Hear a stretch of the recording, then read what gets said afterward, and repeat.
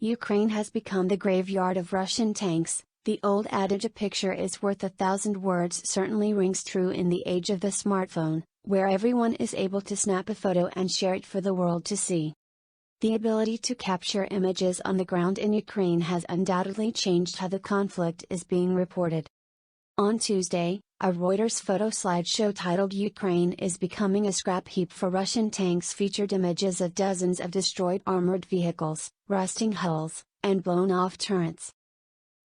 The destroyed tanks have become a curiosity to locals, something for children to climb on, and most notably, something akin to trophies for Ukrainian soldiers to pose with.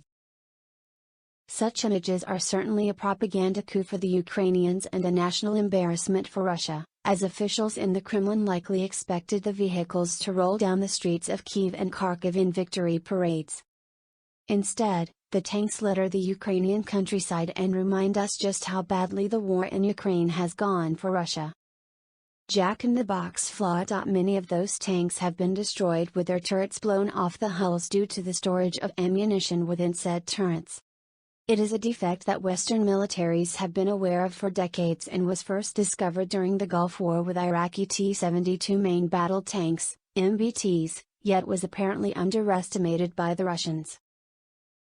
What we are witnessing with Russian tanks is a design flaw, Sam Bendet, an advisor with the Defense Research Group's Center for Naval Analysis, told CNN earlier this month. Any successful hit quickly ignites the ammo, causing a massive explosion, and the turret is literally blown off. Fire and brimstone. Ukrainian forces employing man-portable anti-tank weapons including the American FGM-148 Javelin, the British Law, and the Swedish Carl Gustaf have been responsible for most of Russia's casualties. However, on Wednesday, it was also reported that Ukraine's armed forces appeared to have used a British-made Brimstone missile for the first time in the conflict. Drone footage shared by a Ukrainian combat instructor showed two missiles strike military vehicles in quick succession, according to the UK's Daily Mail newspaper. The Brimstone had been adapted to be fired from small vehicles on the Ukrainian battlefield rather than used from warplanes, drones of naval ships, as it was initially designed. It is believed this is the first time the missiles have been fired from the ground in live combat. The 175,000 pounds, $215,000 Brimstone came into service in 2005, with an updated version supplied to the RAF 6 years ago. It is a fire-and-forget missile, one that can strike its target after being launched without further intervention, as it utilizes laser-seeking guidance or autonomous targeting. Russian losses mounting. The Ukrainian military has claimed that Russia has lost 1,235 tanks, 3,009 armored fighting vehicles, 578 artillery systems, 198 multiple launch rocket systems, 90 anti-aircraft systems, 201 warplanes, 167 helicopters, 2,109 motor vehicles and fuel tankers, 13 vessels, 436 unmanned aerial vehicles, 43 units of special equipment and 97 cruise missiles. Russia launched its unprovoked and unwarranted invasion of Ukraine on February 24 in what the Kremlin is now calling a special military operation to protect Donbas. Now a senior editor for 1945, Peter Suzu is a Michigan-based writer who has contributed to more than 4 dozen magazines, newspapers and websites.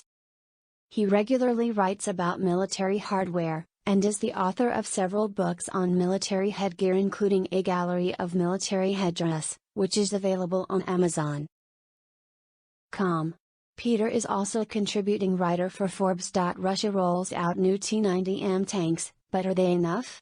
Russia's TASS news agency released video footage this week of a new batch of T-90M tanks being deployed to Ukraine.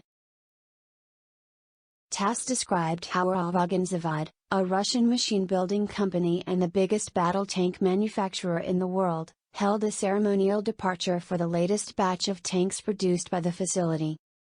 The ceremony was attended by managers and employees of the enterprise. At the final stage of preparation, drawings and letters from the children of tank builders, as well as Orthodox icons, were put into the vehicles as a sign of respect and support for the servicemen, TASS reported.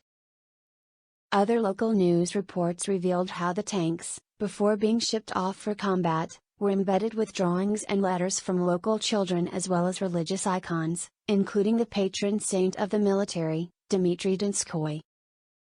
These are symbols of our support for Russian soldiers, a sign of respect and faith in their courage, Ivan Kukurtsev, the leader of a local youth organization said.